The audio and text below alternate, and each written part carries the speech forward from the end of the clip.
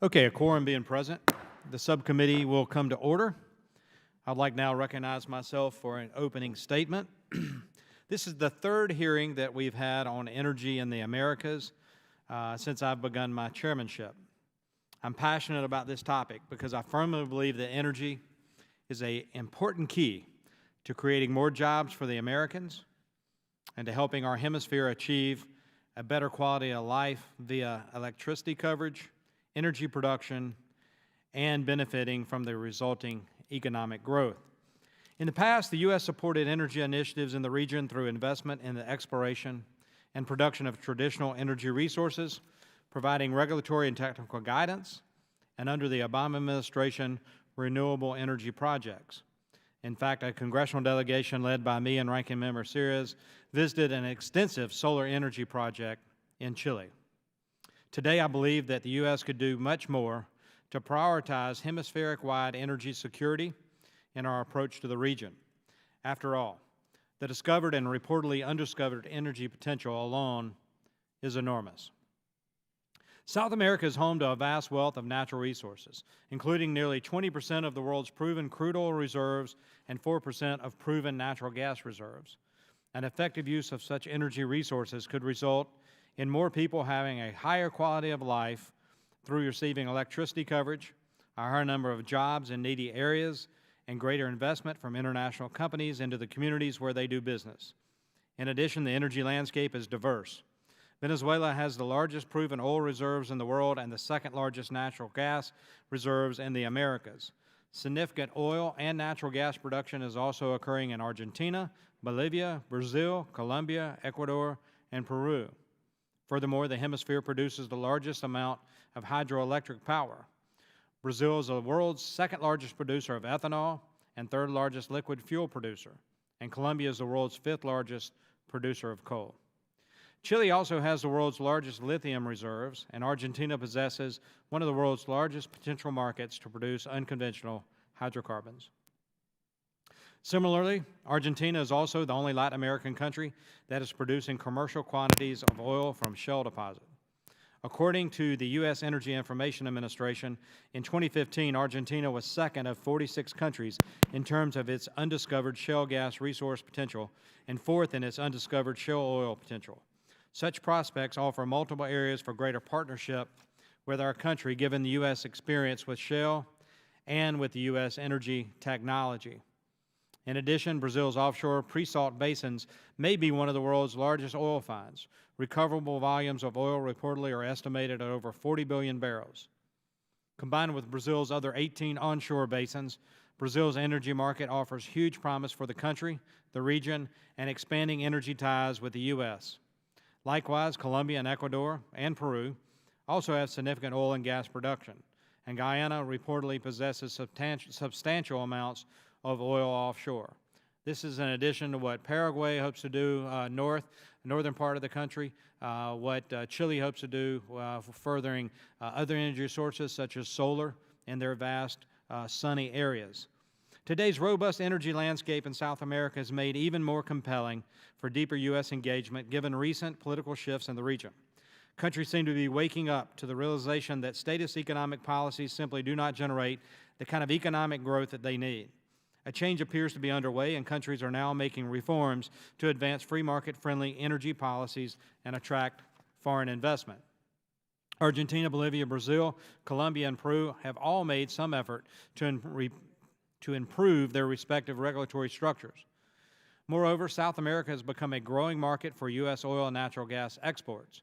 Over the past decade, U.S. petroleum product exports to the region have grown by over 400%, and last year, for the first time ever, the U.S. exported liquefied natural gas, LNG, to the region. Argentina, Brazil, and Chile were the first three South American countries to become LNG importers.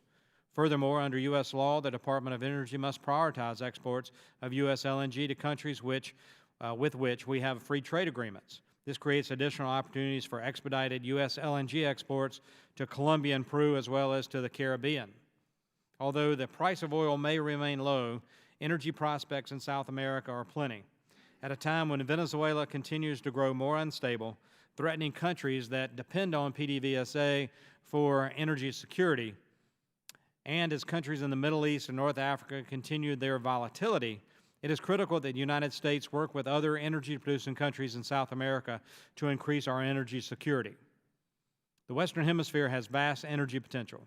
The U.S. and South America, along with our neighbors in Canada and Mexico, just need to build on those opportunities and create hemispheric-wide energy security effort using our respective countries' strengths.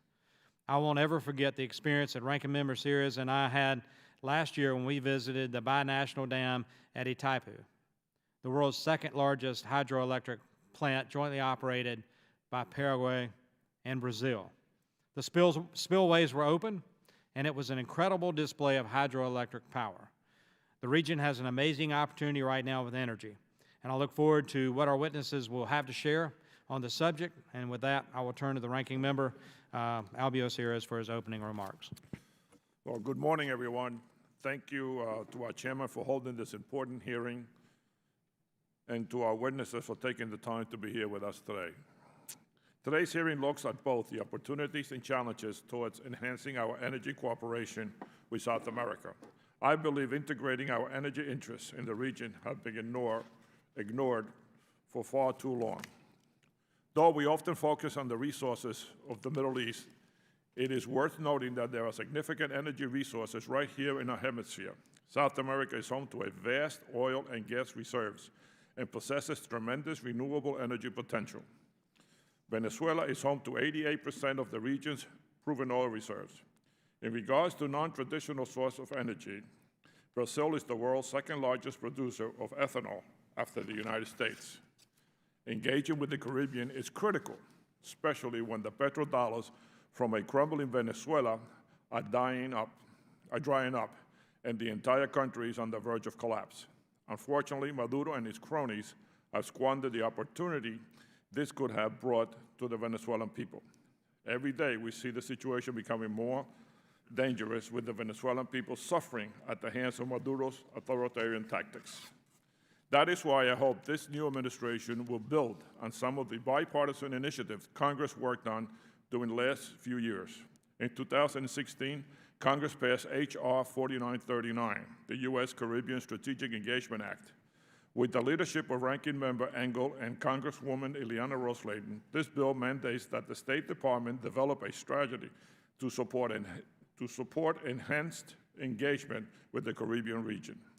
Moreover, the growing presence of anti-democratic actors such as Russia and China, whose self-interests are counter to the strategic concerns of the U.S., should not be taken lightly.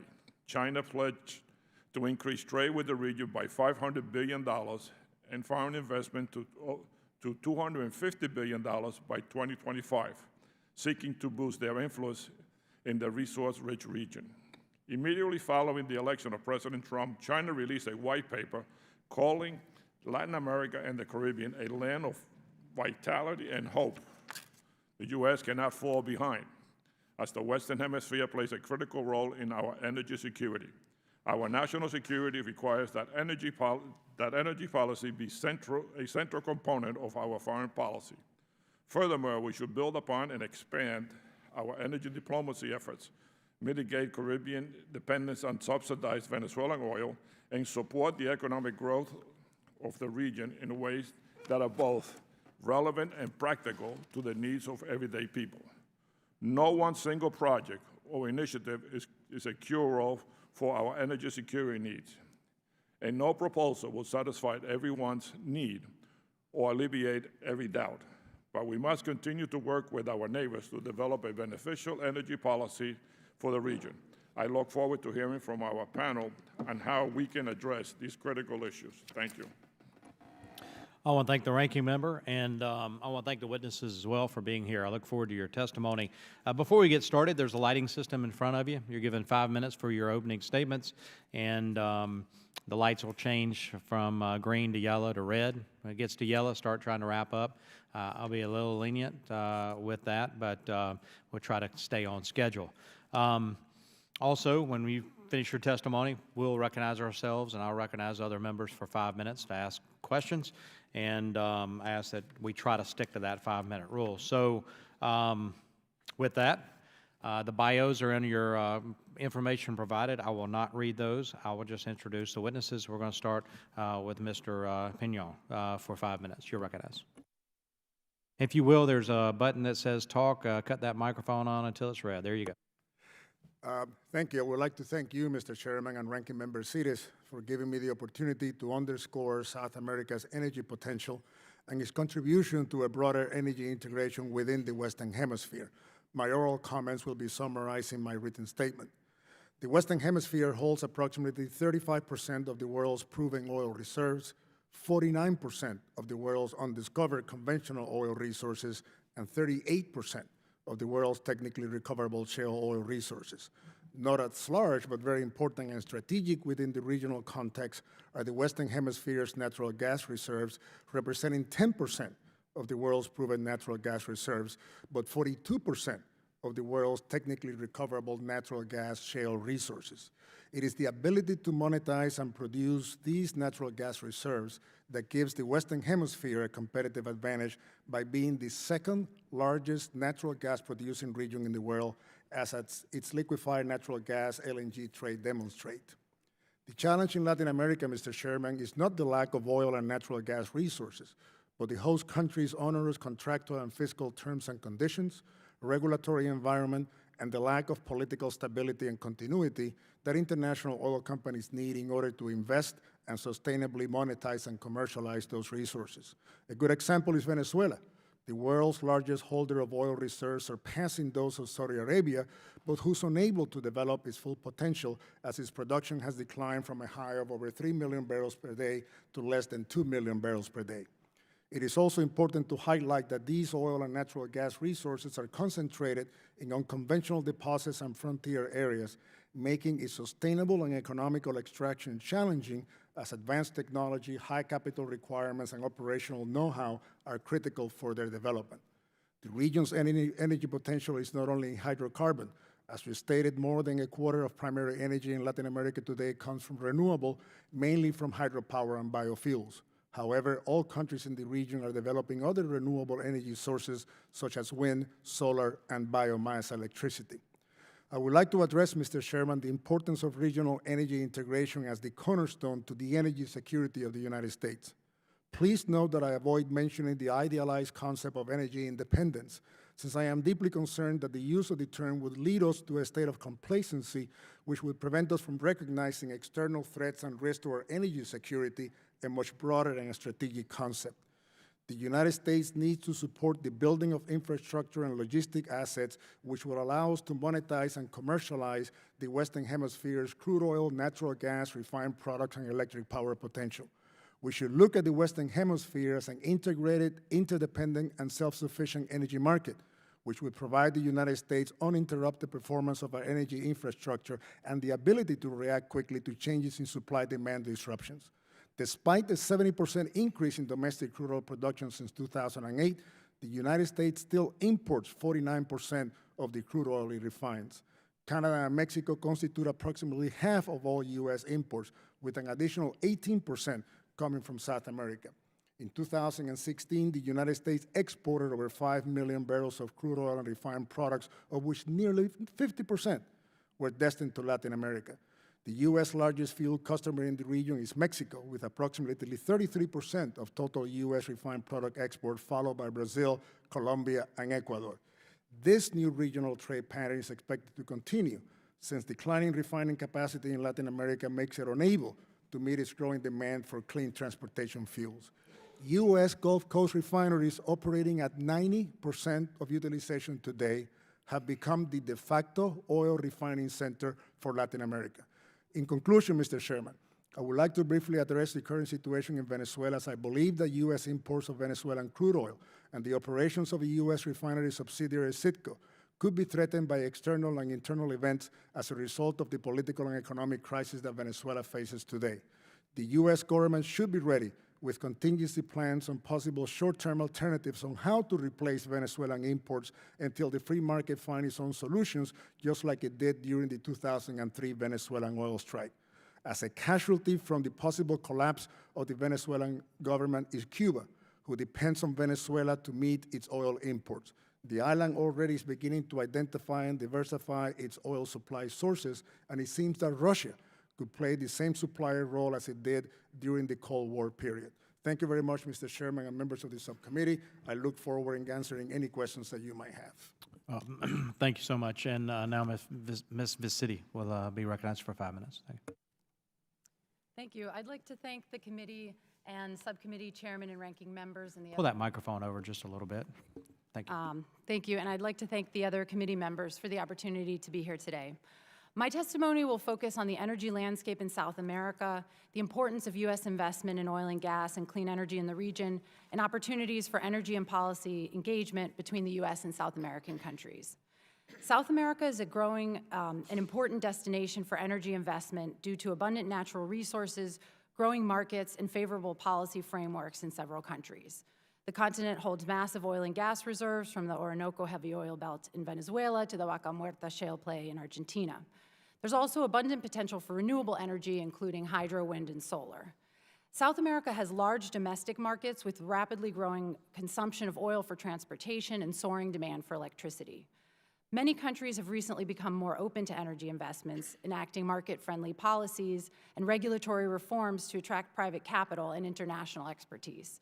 For example, administrations in Brazil and Argentina have removed longstanding barriers to investment in the oil and gas sector, and Colombia, looking to maintain current levels of oil production and reserves despite the drop in prices, has revised its investment terms.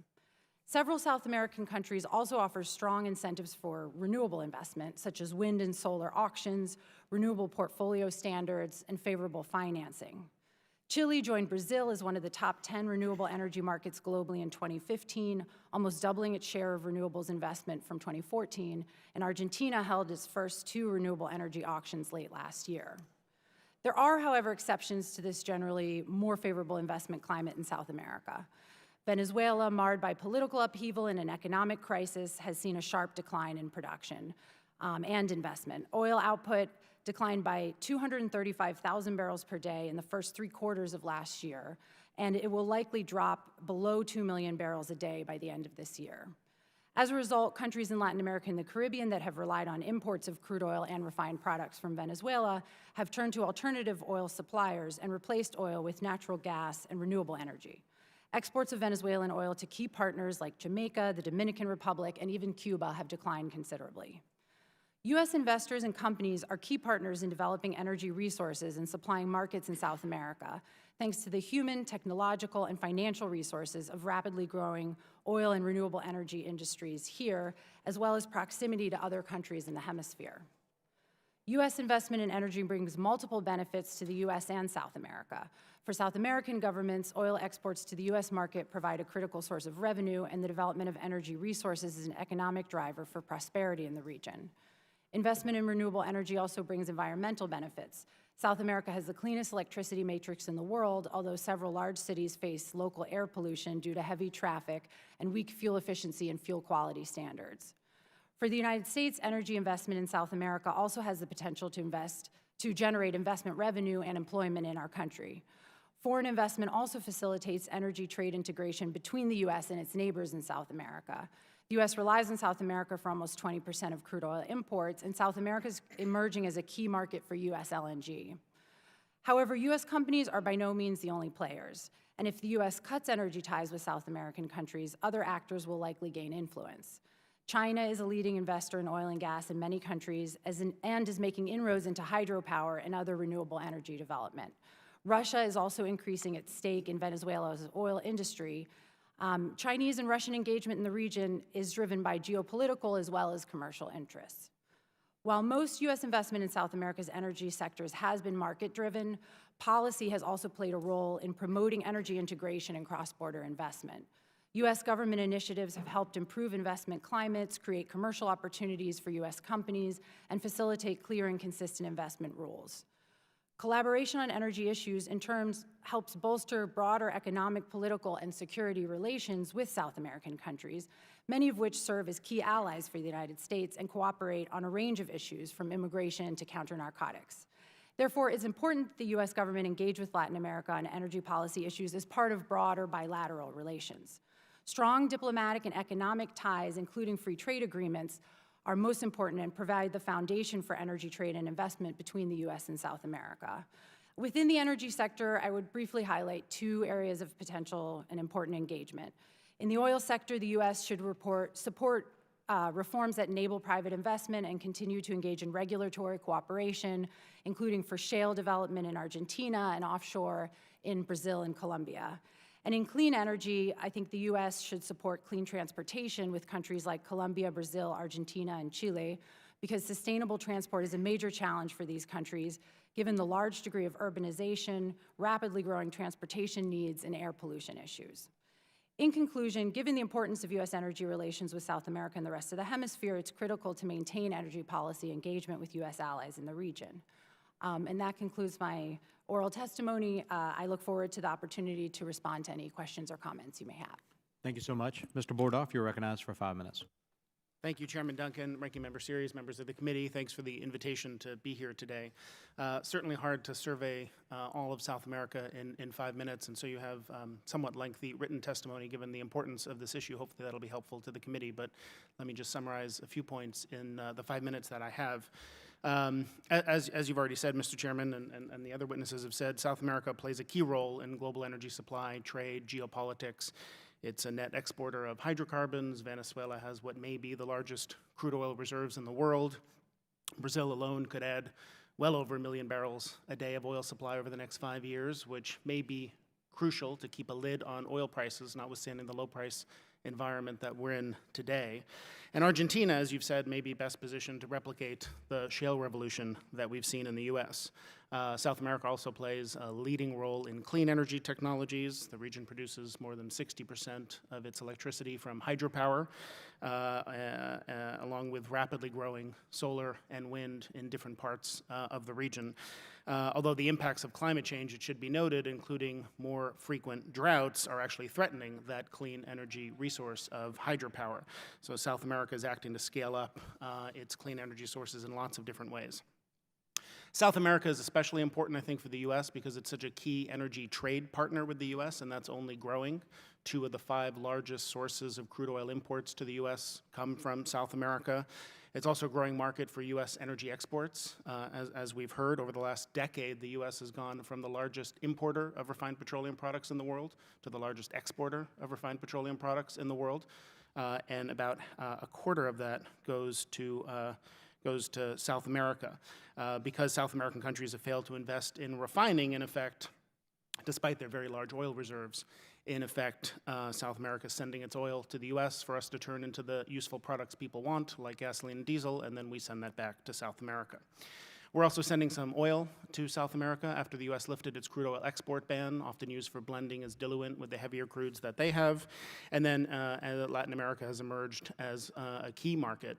This was unexpected, a key market for U.S. LNG exports, with a quarter of U.S. cargoes so far making their way to Latin America, South America, about a half if you include Mexico. As for the oil and gas outlook, there are many opportunities as well as challenges in the region. Jorge talked about the onerous regulatory and other terms. The pain of the oil price collapse, I think, has helped catalyze serious reform efforts to liberalize the South America's energy sector. So countries are now taking steps to make themselves more competitive, more attractive to foreign investment, which can help increase regional political stability, economic growth, global energy market stability. I talk about those in some detail in my written testimony. Brazil, with some of the largest offshore resources in the world, implementing reforms to reverse the damage done by years of resource nationalism and political turmoil and the corruption scandal at Petrobras. Argentina pursuing reforms to attract technology and foreign investment for their shale. Venezuela on the brink of complete collapse with really frightening potential implications for the health and safety of the people there, as well as regional political stability, not to mention the global oil market. Jorge mentioned that too. I think the only point I'd add is I think that's an important reminder of why, given the potential for disruptions like Venezuelan supply, it still remains a critical national security asset that we have a well-supplied strategic petroleum reserve, which I know there have been some efforts to reduce the size of recently in Congress. And Colombia is working to attract investment and address environmental and indigenous concerns as they think about shale development. And that's not just oil and gas. Obviously, with renewables, we see a lot of potential for further hydropower, although it faces some opposition. Countries like Chile, Brazil, and Argentina have adopted regulatory reforms to boost renewables like solar and wind. And these efforts, along with efforts to curb deforestation and land use change-related emissions, I think are key to reducing greenhouse gas emissions and addressing the urgent threat of climate change. So lastly, I would just note, I think, how important it is for the U.S. to continue to engage deeply and collaborate with South American countries as they pursue many of these efforts on economic diversification to reduce their vulnerability to the inevitable boom-bust cycles that we're going to have always seen and will always see in oil markets, regulatory reform to attract much-needed technology and foreign investment, safe and responsible energy development, the right regulations to make sure production happens safely, not only to protect the environment, but also to build public trust and confidence and social license to operate so industry can go to work. More robust climate action, given how important it is to move more quickly with that. And then reduced energy demand and subsidy reform to reduce both fiscal strain on governments as well as reduce energy consumption and carbon emissions. And with the right policies, I think the U.S. and South America can have worked well together and can work even better together moving forward to develop the region's energy potential and help meet our shared economic, security, and environmental goals. So members of the committee, thanks again for inviting me today, and I look forward to your questions. I thank the gentleman. I'm going to go out of order here. The ranking member has a T&I hearing going on they'd like to get over to, so I'm going to yield to him right out of the chute and come back to me. So, ranking member. Thank you, Chairman, for your courtesy. Last year, we took a trip to South America, and we were in Chile. We saw what they're doing with solar energy, which was pretty incredible what we saw. Then we took a trip over to Paraguay, and we saw the dam. You know, what bothers me is that for years we know there's been a lot of resources in South America. And for example, we took a couple of years ago, we took a trip to Petrobras. How is the scandal that's been going on in Brazil going to impact going forward with this energy giant? And obviously, what's going on in Venezuela is also very troubling. And most troubling for me is that you have Russia and China waiting on the wings to see how we approach our energy situation in South America. So can anybody talk about that, especially with the security of China and Russia? Mr. Pinon? The challenge, I think, like all three of us share with you, is not in the resource base. In fact, I'll even venture to say that the challenge sometimes is not in the fiscal and contractual terms that the host countries put before the international oil companies. The problem is the lack of continuity and stability in the region. The oil industry is an industry in which the capital investment goes up front. I mean, when the industry develops a deep water project, we're talking about hundreds of millions, if not billions of dollars that are going to be invested in that development period that could be between 5 and 7 years. That's why the industry then needs a return of 25 to 30 years to recover that capital investment. So it's just like if you go to Vegas and all of a sudden you're sitting at a poker table and the dealer in the middle of your hand with a pot decides to change the rules of the game. That is the biggest challenge. That is the challenge in Brazil, that is the challenge in Venezuela, that's the challenge in many of the countries that the industry risk is capital. Is that maturity and that political stability and continuity that we need in order to run our business. By the way, Brazil might very well have a very good end result. Because I think the situation in Brazil at one time might have gone to the head of the Brazilians and thinking that they were it and they were able to do everything in themselves. And now they find themselves in a situation that they need outside help, not only from capital investment, but even technology, which, by the way, they're probably one of the best in the world. The issue of China, for example, one of the things that many people have missed is that in the December concessionary rounds in deep waters of our own Gulf of Mexico, or in the Gulf of Mexico by Mexico, the largest winner in the deep waters was China. CNNOC won 2 blocks right off the south of the U.S. maritime border in the Perdido Fault. So you're going to have China drilling just a few miles from our own maritime border in the U.S. deep water Gulf of Mexico here in the next 2 or 3 years. So, but again, to yield to the rest of the panel, I think the challenge is political continuity and stability that we need in order to run our business. Well, I think in response to the question about Venezuela, it's definitely true that China and Russia are both increasing their stakes. China has been a big investor in Venezuela for many years. Russia, it's been more recent. Rosneft recently acquired a bigger stake in an oil project from PDVSA. There's discussion about acquiring other assets from other companies in the country. The issue is that there is some shortage of cash flow. So I think that both those countries are looking to increase their access to the resources, but they're also pulling back a little bit on the Russian side because of lack of cash, on the Chinese side because of concern about throwing more money towards loans that they can't recover because Venezuela is not able to produce the oil it needs, and it's not even meeting the terms of its oil for loan deal with China. But I think that there's certainly a geopolitical motivation there, and it's something that remains. They remain very big players in that country. I think in terms of in Brazil, corruption is a huge problem in all of Latin America. It's becoming clearer and clearer.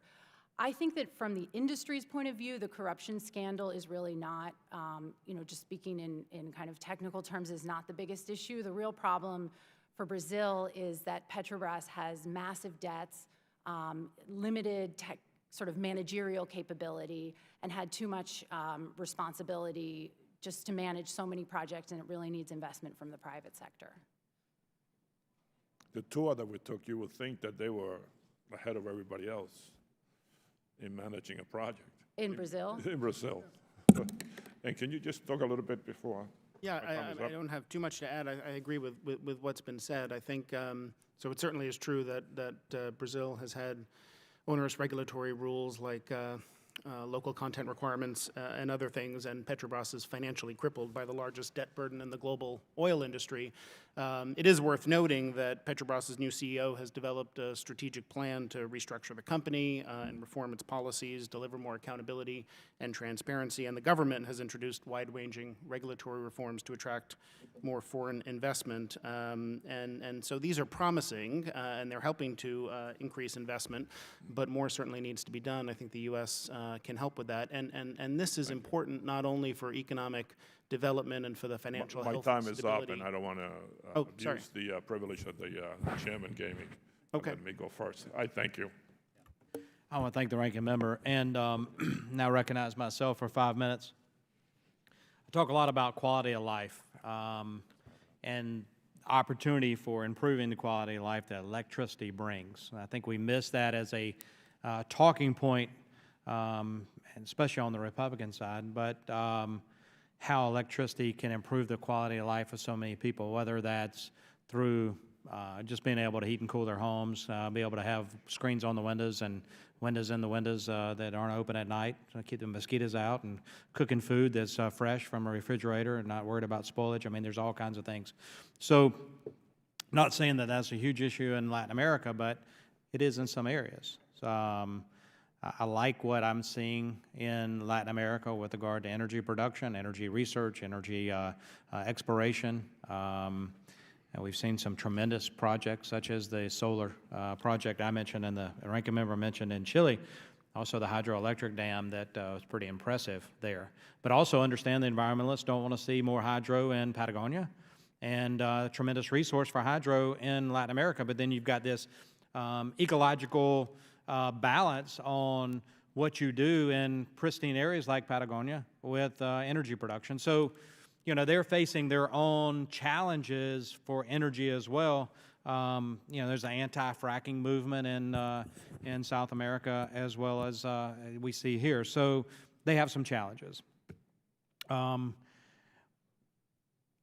me ask all of you just a simple question. Is hemispheric-wide energy security and independence achievable in your opinion? And I say hemispheric. We got to think from the Arctic to Antarctic, Canada, Mexico included in this, working with the United States and all of our Latin American friends and neighbors here.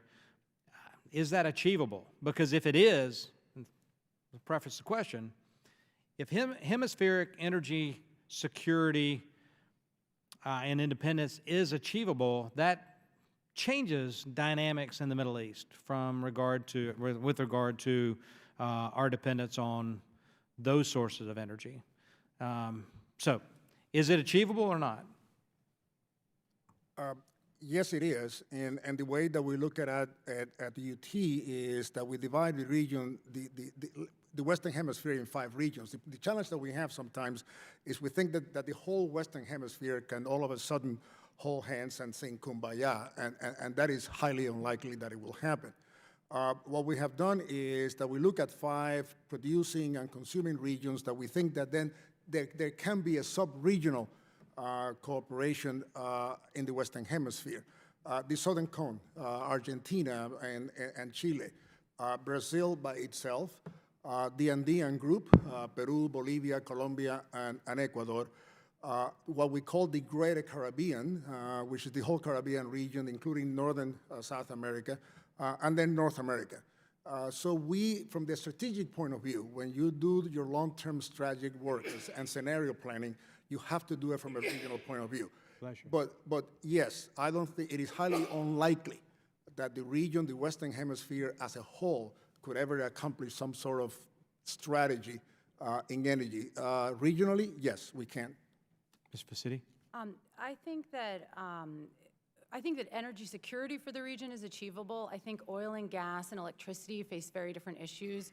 With oil and gas is really, particularly oil, but more and more gas through LNG. It's really a global market that's very fluid.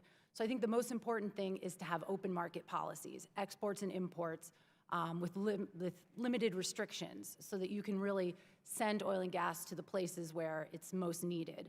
I think in electricity, it's more local, it's harder to transport, so it's more of the issues that you're talking about in terms of, opposition to large hydroelectric dams, and I think the solution there is by diversity, portfolio diversity, that provides the best energy security.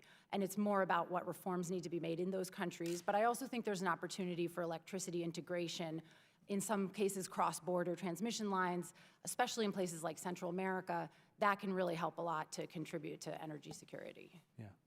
Mr. Bordoff? Yeah, no, so I agree with that. I think, it is possible to have hemispheric security in the sense that the hemisphere produces as much energy as it consumes.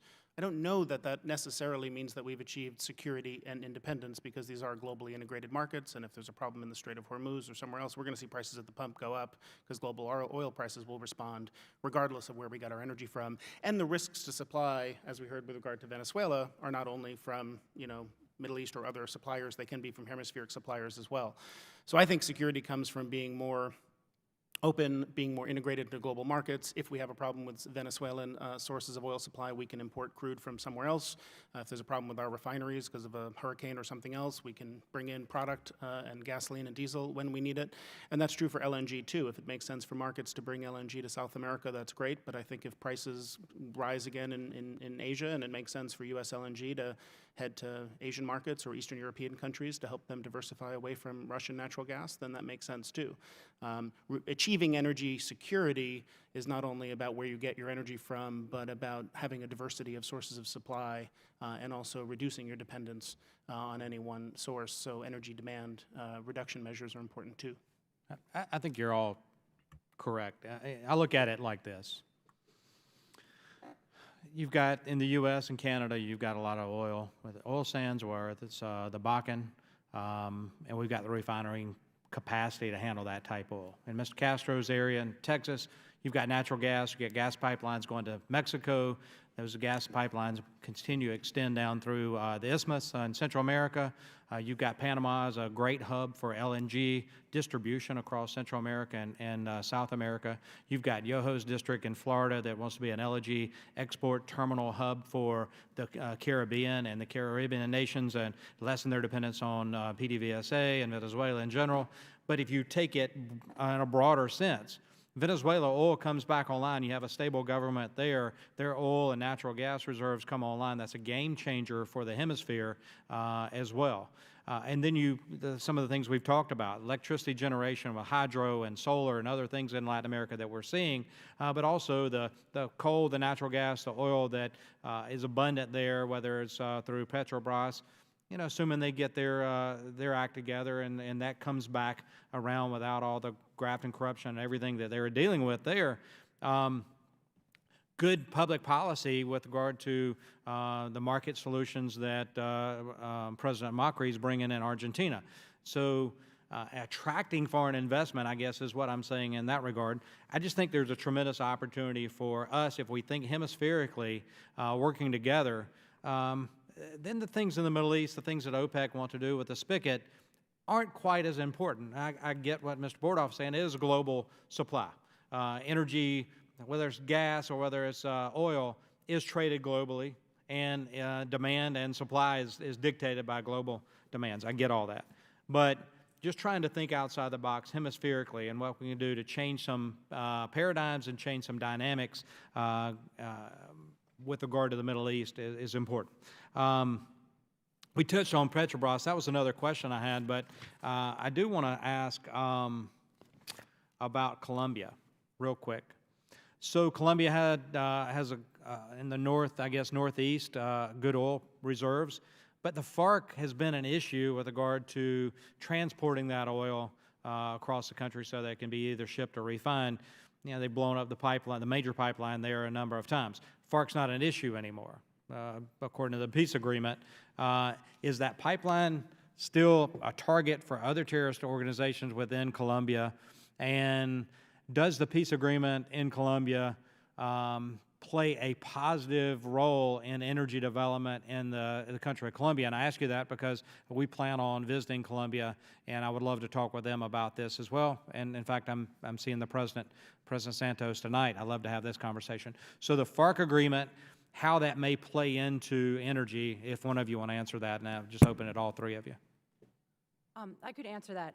Well, I think the peace agreement should help to reduce security problems with the FARC, but the ELN is still, they haven't started negotiations with the ELN, so there's no peace agreement. And the ELN is actually the guerrilla group that's been more active in pipeline attacks. So that problem has not gone away as a result of the peace agreement. I think that the peace agreement isn't just about— That's problematic for Colombia. Yeah, I mean, there are many problems. The peace agreement's not going to solve everything overnight. So an issue like that, not to mention the issue of the potential for former guerrillas to go back to illegal activity, as happened with prior demobilization. There are a number of continuing challenges. But I think that the vision of the peace agreement isn't just have the FARC return their arms.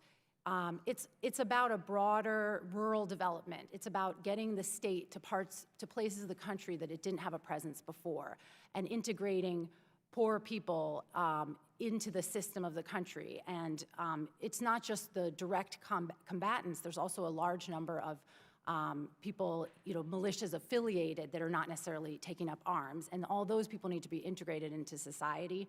And I think some of the issues with energy development are about kind of integrating people into society, getting the social license to operate. The anti-fracking movement, I think if Colombia tries to develop its shale reserves to a point, it hasn't really done that yet, but if it does try to, that's going to be a non-starter with the kind of opposition that you have on the ground. So I think the peace process could help to sort of resolve some of these local conflict issues and play a role. Yeah, that's a great answer. We'll just leave it right there. Gentlemen, if you want to chime in later, that's fine. I got out of order. I'm going to go to Mr. DeSantis from Florida next. Well, thank you, Mr. Chairman, and thanks to the witnesses. Venezuela, it's just been a terrible situation there. We've been concerned about on this committee for a long time. They have the world's largest proven oil reserves, second largest natural gas reserves, and yet their national oil company is generating negative cash flows, deep in debt. Clearly, there's civil unrest in the country, a major crackdown, violation of human rights by the Maduro government. In order for Venezuela to become a functioning player in the regional and global energy market, do you think that that is possible as long as Maduro's regime is in charge? No. There would have to be a change in the political and economic way that the country has been run for the last 10 years. PDVSA is no longer the state oil company that many of us, by the way, were very proud to say that they were a state oil company, just like Petrobras today. The challenge with PDVSA, for example, is that it's going to take them anywhere between 3 to 5 years to bring their full potential back again. By the way, we think that Venezuela could probably again bring on stream another 2 million barrels a day, if not 3 million barrels per day, in a period of between 3 to 5 years. The bottleneck is not necessarily geology. The bottleneck is the upgrading capacity to turn that heavy oil of the Orinoco into syn crude that can then be commercialized. But Venezuela has a huge potential. I mean, you talk about low oil prices. I mean, I think between Brazil and Venezuela, there's probably anywhere between 3 to 4 million barrels a day of production that could come on stream. Again, not overnight, but certainly once you get the right investments and the technology in place. But no, it's going to take a long time for Venezuela to, again, recover the oil business that we were all very proud of them to have. I would just add, I think that there are things that could be done under the current government. There were a series of concessions made under Maduro a couple of years ago to some of the oil companies, and they did help companies like Chevron to make sure that they were actually making money in the company. And other oil companies have asked for some of those sort of concessions to be extended to them, lowering royalties rates, giving more operational control to the joint venture partners, because one of the issues is that PDVSA is just not capable of managing the projects. And there are a series of other things. So technically— Let me, Mr. Pinon, you were shaking your head. What about that? You disagree? No. The experience that this administration has had and the Chavez administration for the last 20 years is very clear that their partnership is just based on a one-way solution. Right. When they need you, they'll come to you. But as soon as circumstances changes, they're not there. I mean, not paying their bills. They can certainly go to a Chevron or a Schlumberger or a Halliburton and says, yes, please help us out. But guess what? When the time comes to send a check and pay the bills, you know, the check is not there.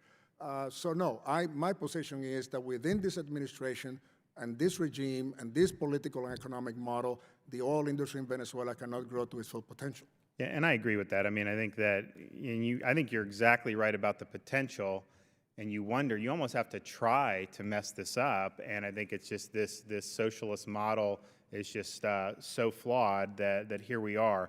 Let me ask you about this. There have been reports that the state oil company gave a Russian company a lien on almost 50% of Citgo, which is the U.S.-based subsidiary, in exchange for, I think it was about a $1.5 billion loan. So Citgo has 3 U.S. refineries, 6th largest refinery in the U.S. Now, if Venezuela were to default on its debt payments to the Russian outfit, the Russian government could potentially become the 2nd largest foreign owner of U.S. domestic refinery capacity. And one, is that true? And 2, what could the U.S. do to prevent that from happening? I'm going to stay out of the legal and financial risk. I'll let my partners handle that. But of the 700,000 barrels a day that Venezuela imports today of crude oil to the U.S., 27% of that goes to Citgo. The rest, by the way, only goes to 4 other refiners. In fact, of the 700,000 barrels a day that Venezuela imports today, 90% is imported by only 5 U.S. refiners. So the risk of losing that supply can be manageable. The issue also with Citgo, you have to remember, is that we have to keep those refineries running. From a strategic and national security point of view, Citgo has to continue on running. Also remember that all of Citgo dealers all throughout Florida and everywhere else are individual owners of those service stations. So in other words, those service stations in Florida, in the Carolinas, and in Georgia that have the Citgo brand do not belong to Venezuela. They belong to individual businessmen out there. So what will their situation be if all of a sudden Citgo disappear? But for the legal and financial ramifications of that, Mr. Bordoff, do you want to? I would just say I think there are risks in terms of physical supply, but like with all foreign investments, we have processes, including CFIUS and others, to review potential cyber issues, surveillance risks, and other things. And I think, given what's going on today, it would make sense for the U.S. government to look very carefully before ownership of major refining assets in the U.S. was transferred to a Russian state-owned company. Do you think the tools that are available now are sufficient to do that? I don't necessarily know the answer to that. I suspect they are. I think they're strong tools, and we've used them in the past. But I can't say that with certainty. Great. Well, I'm out of time. I yield back. Say for the record that I was going to agree with Jorge that I don't see those changes happening under the administration. Yeah. Go to Ms. Norma Torres from California, 5 minutes. Thank you, Mr. Chairman, and thank you to our witnesses that are here today, or I should say guests. I want to once again voice my concern that there isn't anyone here formally representing the administration. And it is unfortunate that they are not able to address our concerns or even learn from, what we are talking about here. As you all know, many South American countries have a large indigenous populations whose territories can experience environmental impacts from energy development, whether that is oil, coal, palm oil, solar, or hydro. Given that indigenous communities in South America are often marginalized and have a very limited political power, many of them don't even speak, the language, how can we ensure that these communities have a voice in this process?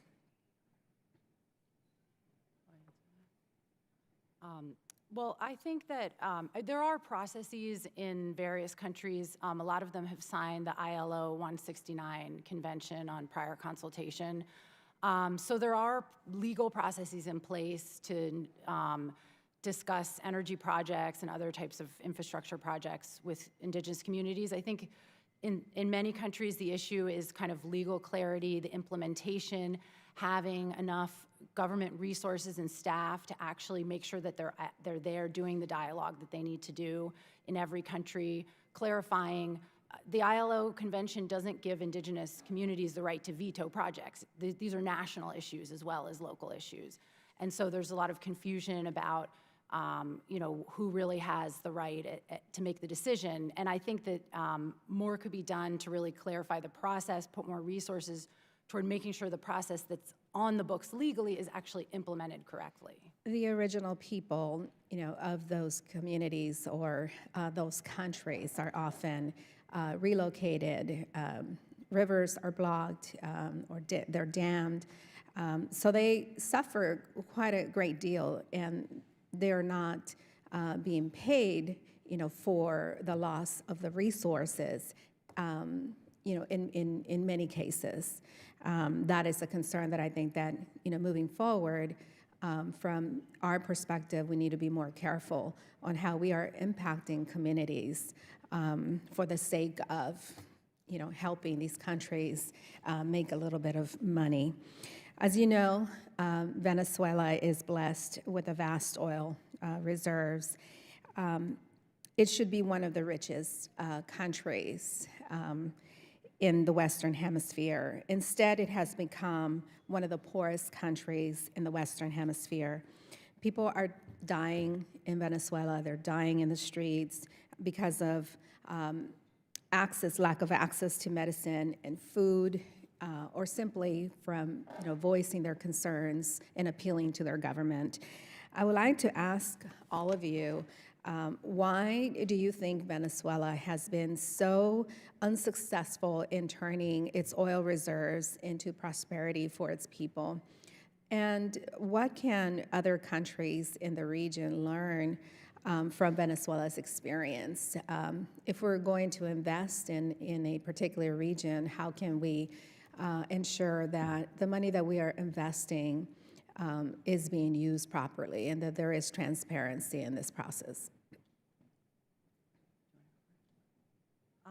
Well, I think, there are lots of reasons why Venezuela why the industry has done so poorly. I mean, most of it has to do with lack of investment, misusing funds, a lot of corruption by people working for PDVSA, basic upkeep like fixing pipelines, fixing refineries. The refinery utilization is down to 39% of its capacity.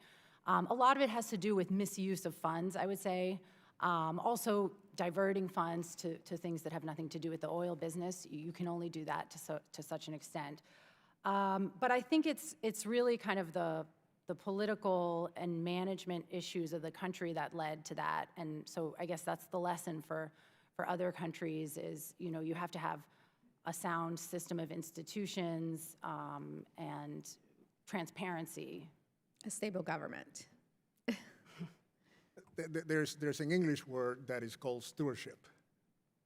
And it's one of my favorite English words because it means just that, the management of your patrimony. And what Venezuela has done, or the government of Venezuela has done, is that they have thrown that patrimony away. I mean, today the risk of PDVSA, and the reason they are below 2 million barrels a day, is because they decided to basically go after that petty cash box and take all that money out for projects that have never materialized in benefit for the people. I don't have a problem in building hospitals and schools and roads, but the National Oil Company, which is your petty cash box, build that up so you can have more money and more resources for future generations.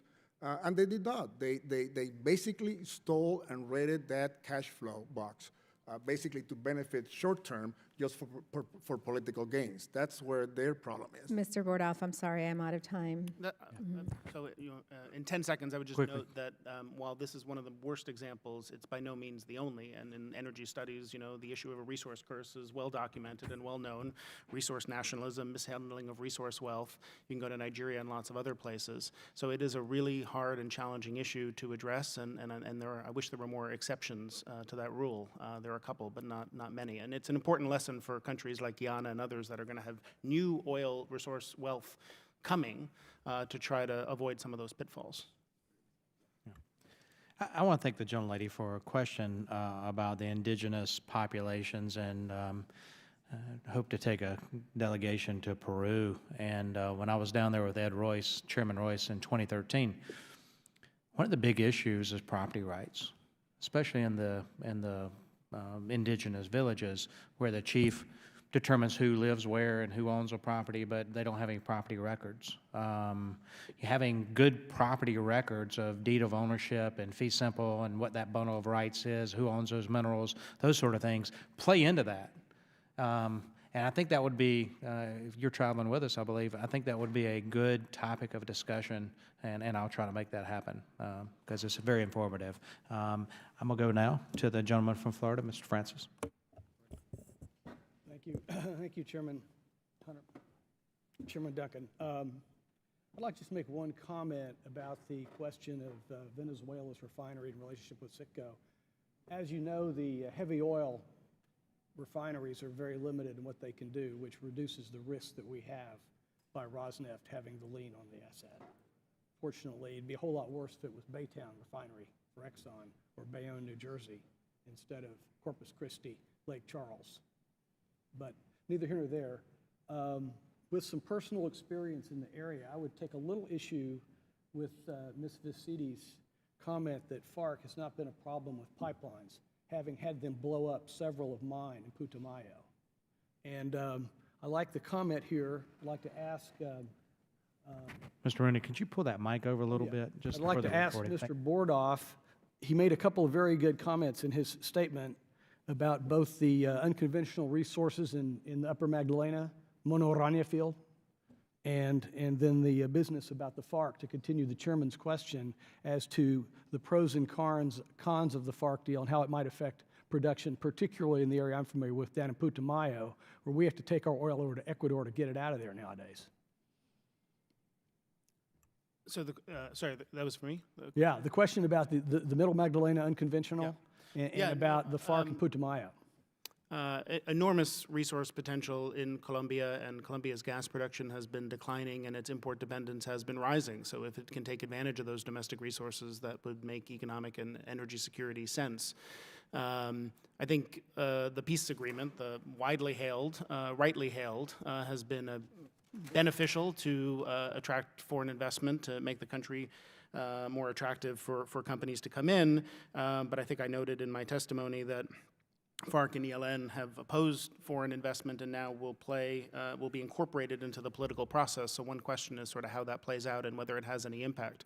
The shale, just a week or two ago, President Santos announced one of the largest offshore gas finds in years, which has huge potential, and then there are enormous shale resources in Colombia, but intense, I've been in Colombia, I think 3 times in the last 2 years, intense environmental opposition and indigenous people opposition.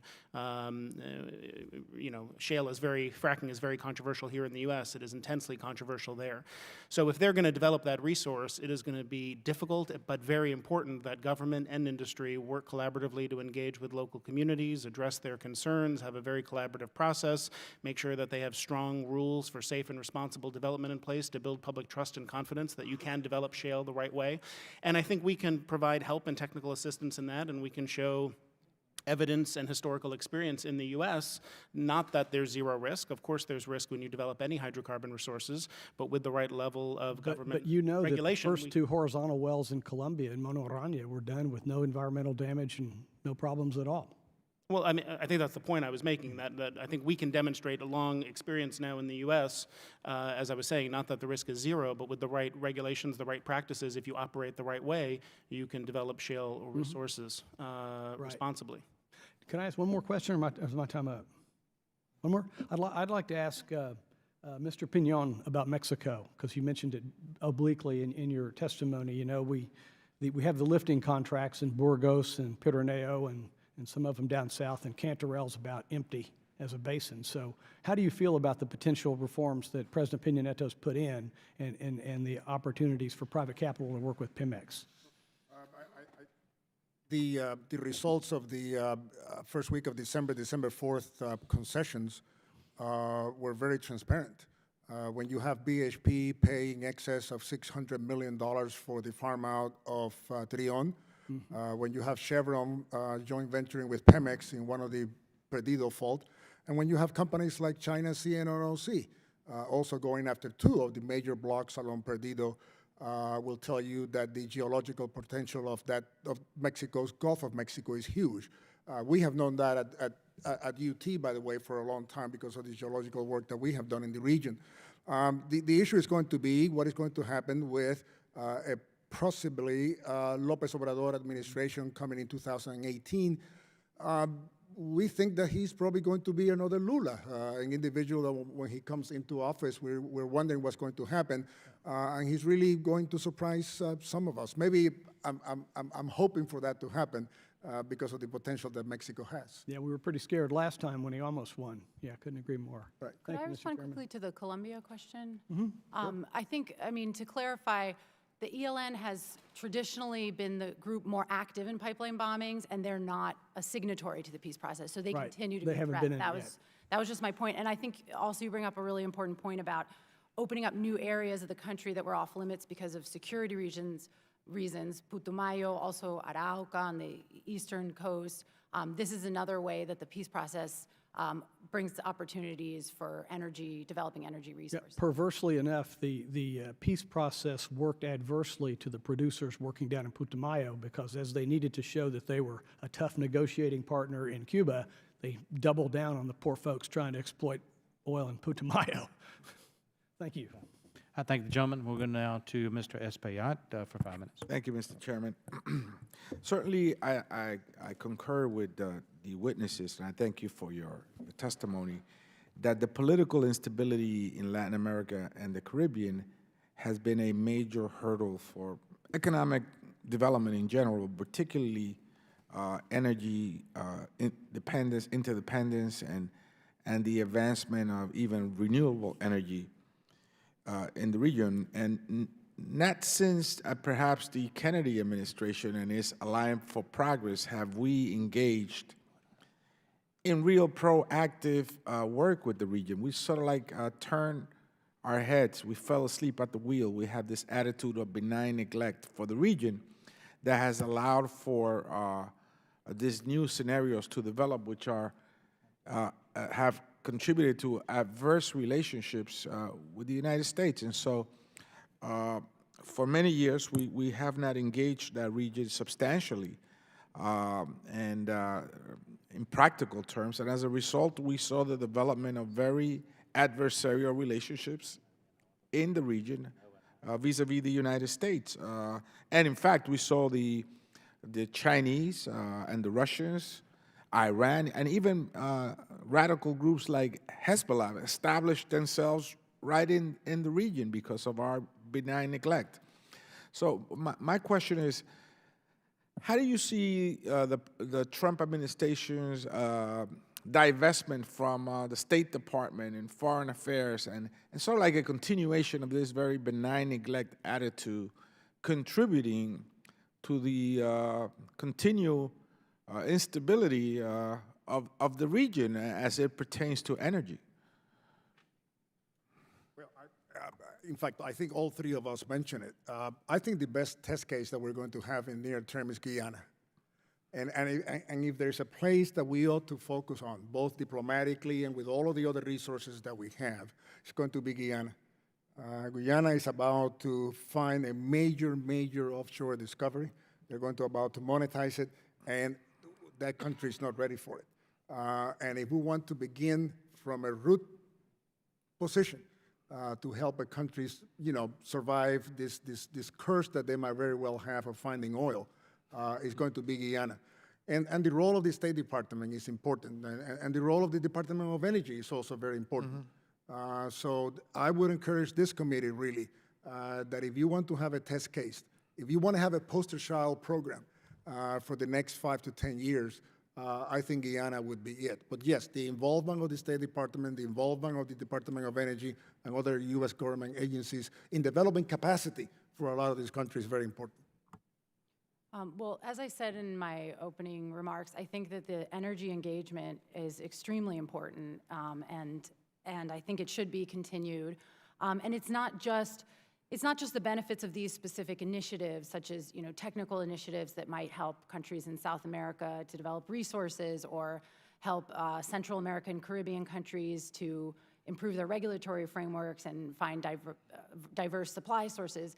I think it's part of the bilateral relationship. It's an agenda item with different countries among several agenda items. And as long as these countries are interested, which they are, they're asking to work with the U.S., Mexico in particular, I think that we should continue this area of cooperation. I think it's very important.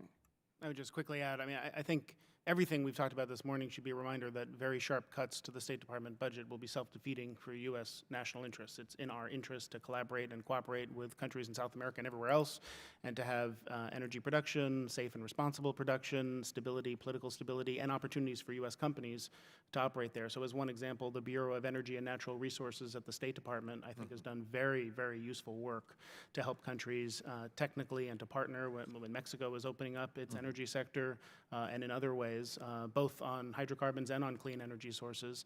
It's important to have robust organizations like that within the State Department.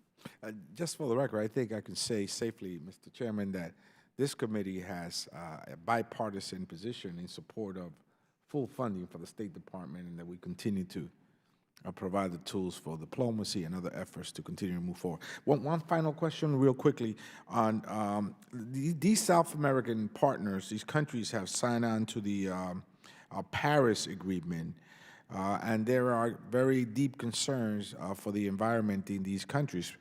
Brazil continues to be sort of like the lung of the hemisphere. And so, and hydrofracking continues to be a challenge in many of these countries.